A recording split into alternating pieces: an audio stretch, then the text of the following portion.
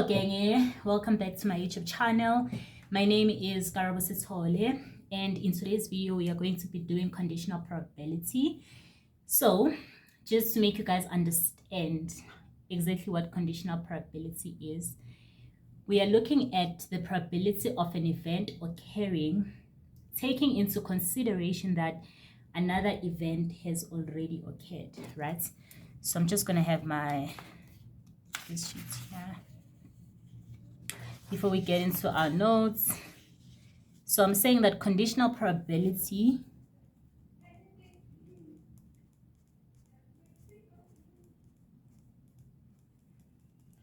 we are looking at the probability that A is occurring, right, given that B has already occurred. So from a scenario, they are going to tell you what has already occurred, and then they ask you to calculate a certain probability.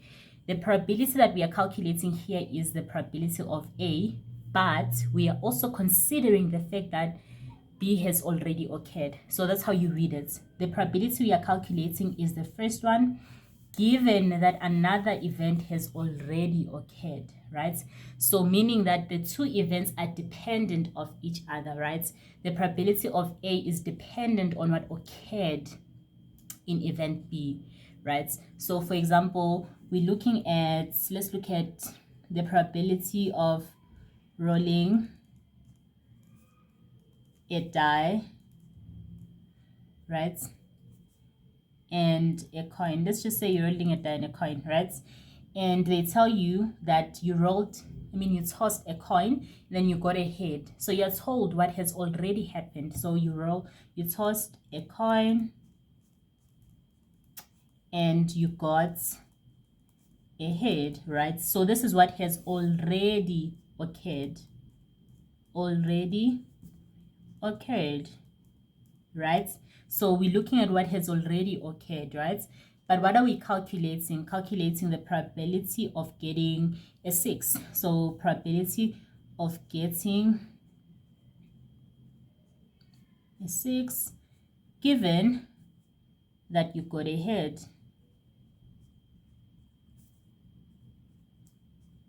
So what we are calculating is the probability of getting a 6, but we are considering the fact that before this event, something occurred, and that something is that you tossed a coin and you actually got a head, right? So the probability of getting a 6 given that you have already gotten a head from a previous event, right? So that is what conditional probability is, right? So let me show you how P of A and B differs, right? How we distinguish between the two differs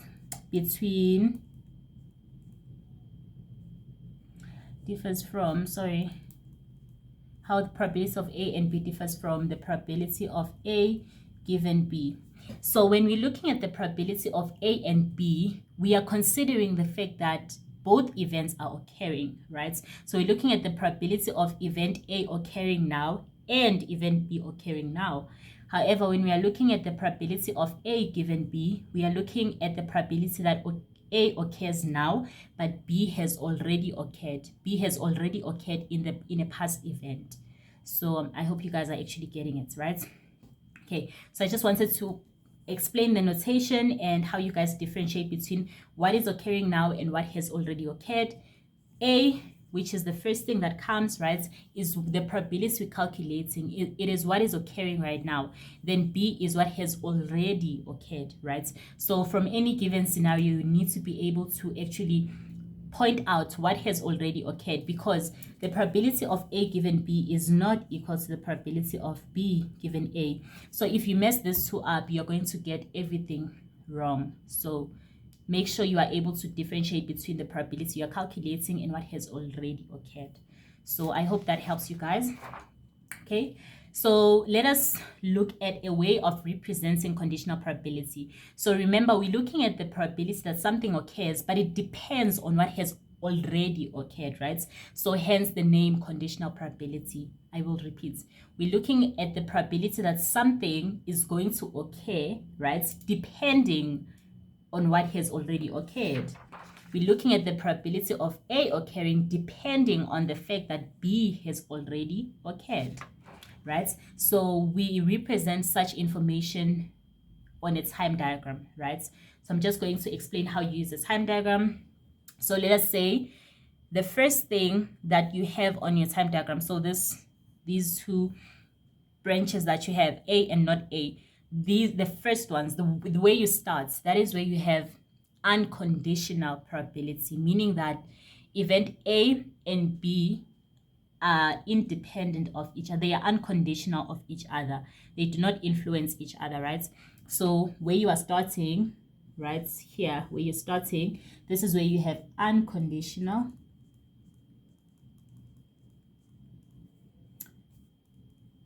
events, right?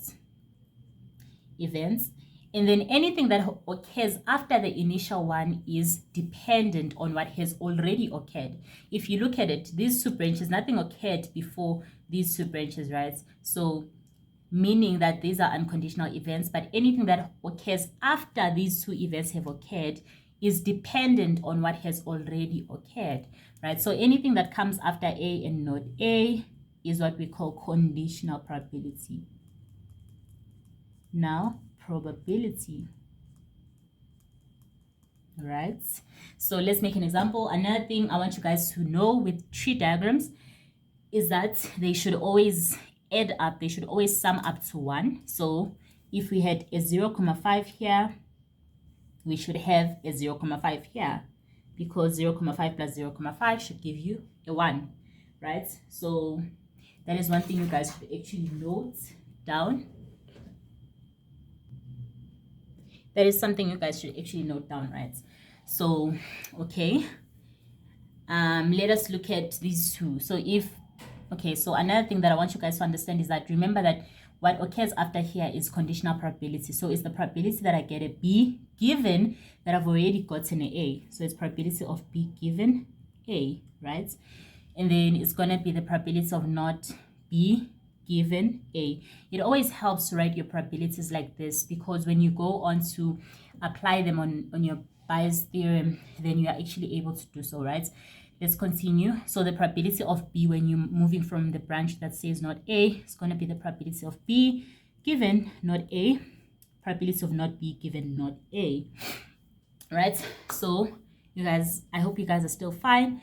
I'm just assigning any probabilities as long as they are summing up to 1. So I'm just going to assign 0.7 here, and then I'm going to have 0.3 here. I'm just going to have 0.6, 0.4. If you check 0.6 plus 0.4, 1, 0.7, 0.3, 1, 0.5, 0.5, 1. So whenever you are always going to, most of the time, most probably you're going to be given one probability. So they might tell you this and this, right?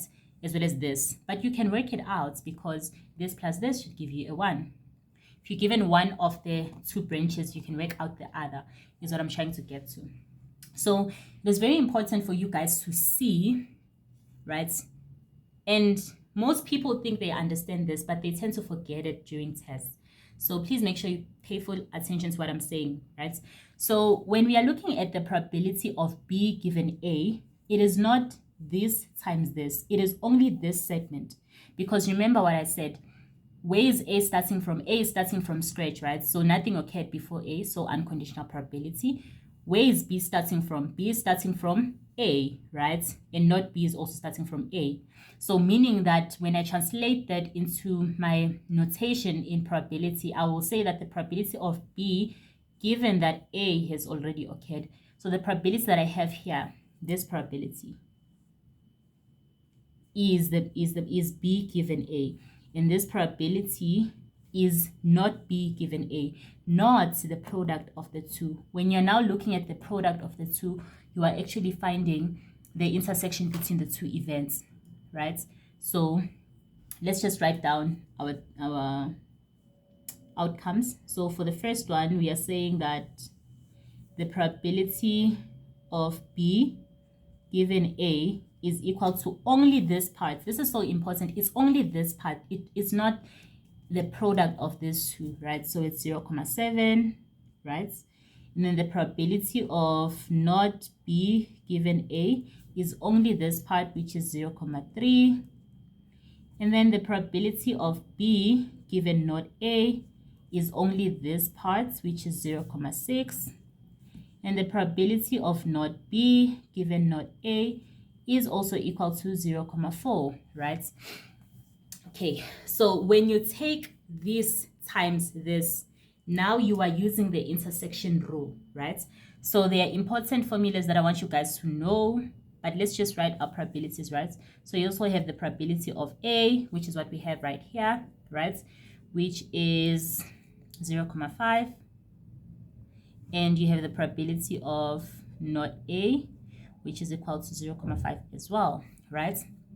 So if you guys understand how to read this formula, this tree diagram, let us now apply our formulas based on this tree diagram, right? So I'm just going to move my notes to where I want you guys to see. Okay, I'm so sorry. Just need to make sure you guys can see everything I'm showing.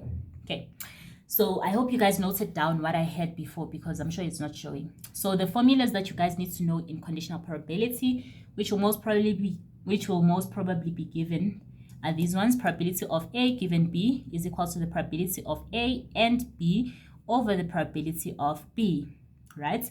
So before, okay, this is a given formula, right? You don't need to know where it comes from at a business stats level. So let's look at another rule called the multiplication rule, right? As well as the intersection rule. So I'm just going to look at the multiplication rule.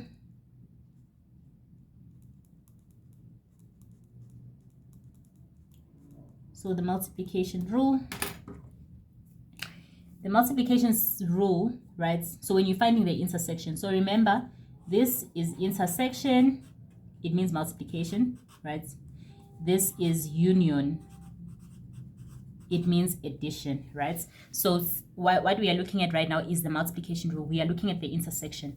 So the probability of A and B, right? The intersection rule, or the multiplication rule.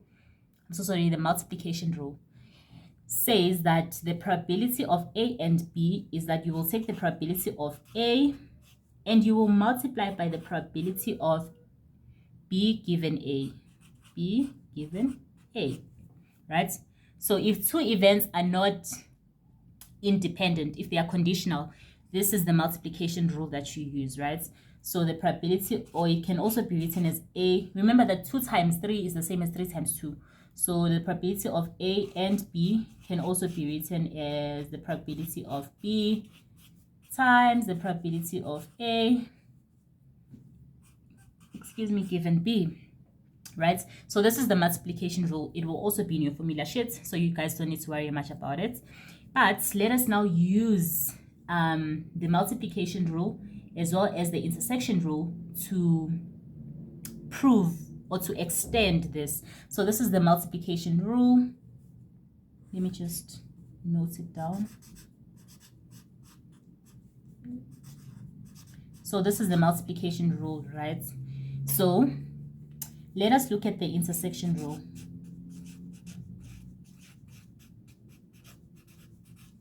So the intersection rule says that the probability of A is equal to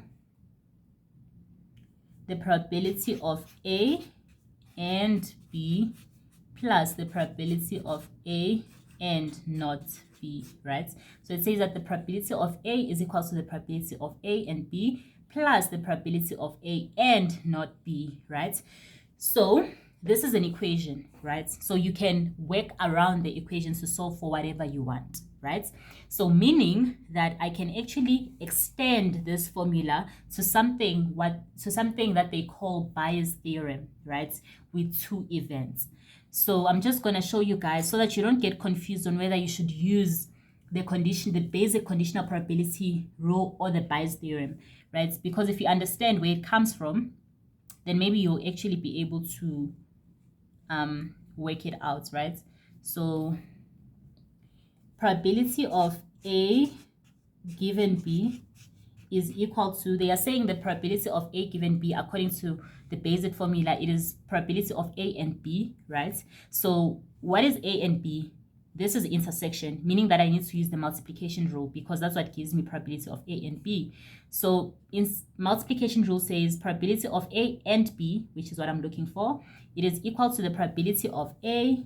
I write it down, probability of A. So I'm just extending this rule. Probability of A times the probability of B given A, right?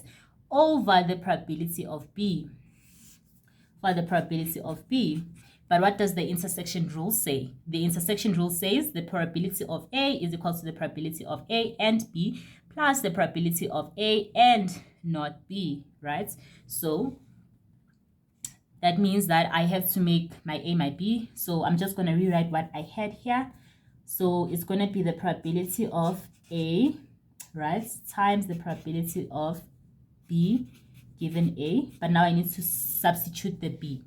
So where there's an A, I need to put a B. So you can just put a B, small b on top of the A to show that in the equation I'm working on, there's a B, right? So where there's an A, I put a B. Where there's a B, I put an A. B not A, right? And then I just write it down. So they are saying that it's the probability of B and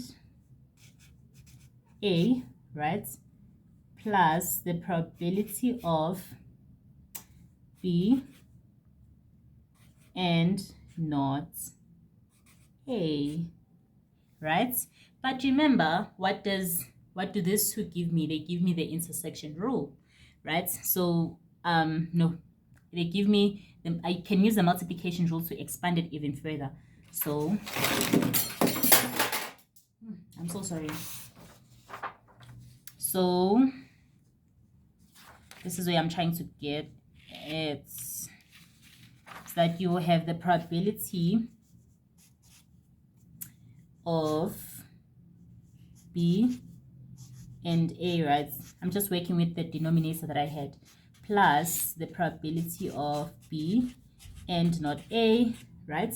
So what does the multiplication rule say? It says that it's going to be the probability of, remember, B, let's start with this one. So it's going to be the probability of B given A times the probability of A plus the probability of B given not A times the probability of not A. Do you guys see that? So I just used the rules that I know in order to expand it. So this is what we have, and we call it the, I don't know how to pronounce this, Bayes theorem. I'm just going to call it that, theorem.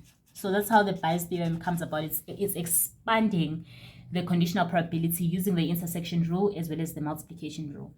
So that you guys don't get confused on how to apply the Bayes rule. So when you have two or more events, when you have two events, use the Bayes rule. If you have three events, which is so important, because if you try to use the Bayes rule when you only have two events, for example, two coins, tossing two coins, it's not going to work. Or it is going to work. But if you have three, tossing three coins, Bayes theorem is not going to work. You need to use the extended version of Bayes theorem, which extends to any number of events, right?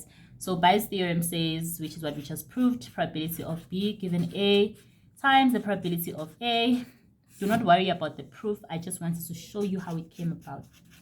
Given A times the probability of A plus the probability of B given not A times the probability of not A, right? So that is how the rule came about, right? So that's Bayes rule, Bayes theorem. So I hope you guys understand what this Bayes theorem is and how we came about Bayes theorem, right?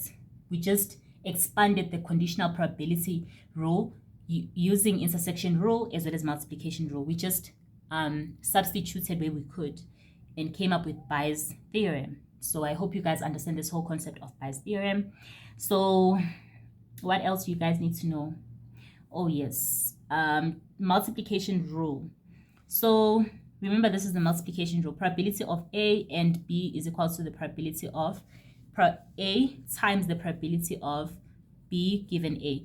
So if you come back to our tree diagram, it's the probability of A. Remember, it says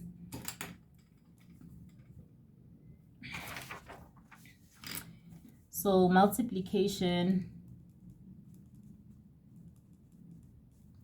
rule says the probability of A and B is equal to the probability of A given B times the probability of B, or you could say probability of A and B is equal to the probability of A, right, times the probability of B given A.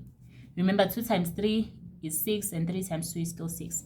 So since its intersection is multiplication, you can just swap around. When you're multiplying by the probability of B, it needs to go into the given parts. When you're multiplying the probability of A, it needs to go to the given part. So let us look at this. So that means that when I multiply the probability of A and the probability of B given A, I get A and B. Do you guys see that? So when you multiply this and this, you actually get the multiplication rule. You get the intersection of the two. So I'm just going to sum everything. This part only gives you the conditional probability. It gives you the B given A. A product of this and this gives you the intersection. So for example, if we were looking for the probability of A and B, of B and A, let's say the probability of A and B, probability of B given A times the probability of A. So it would be this 0.7 times the 0.5, right? Then you would have to find what that is. So when you're looking for the multiplication, you multiply this as well as this. When you're looking for the conditional probability part, you only look at this segment. So yes, guys, that is basically it with conditional probability. Oh yes, let me just check. Okay, the video is quite long, so I'm just going to summarize the rest of the things that I want you guys to understand. Let us look at statistical independence, right? When we are saying something is independent of another thing. So when something is independent of another thing, we are saying that it does not affect the other thing. For example, if in one event I toss a coin and in the other I roll a die, do those two events affect each other? No, they don't. Does the fact that it rained today affect whether the sun is going to come out tomorrow? No, it doesn't. So those are independent events. They do not affect each other. So this is only for events that do not affect each other, that are statistically independent, right? So for independent events,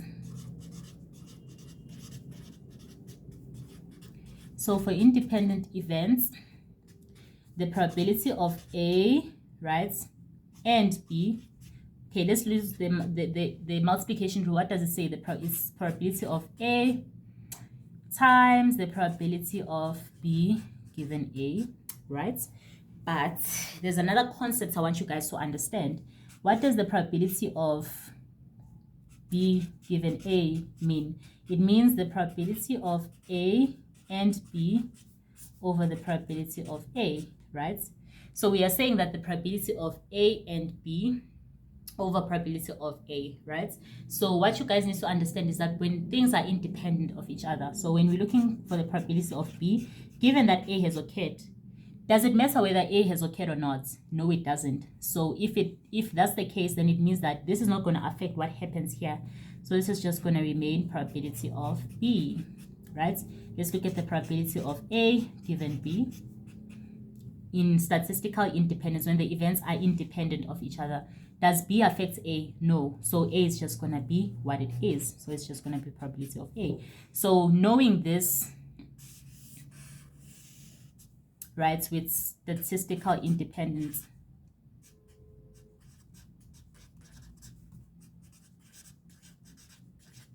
right, knowing this, we can substitute it into this formula. So they are saying the probability of A and B is equal to the probability of A. So I write it as the probability of A times the probability of B given A. But remember, what did I say? With the probability of B given A for statistically independent events, it's just going to be probability of B. So just becomes probability of B. That's why the rule says whenever you have statistical independent events and they are multiplying each other, you just multiply the two probabilities because they are not going to affect one another.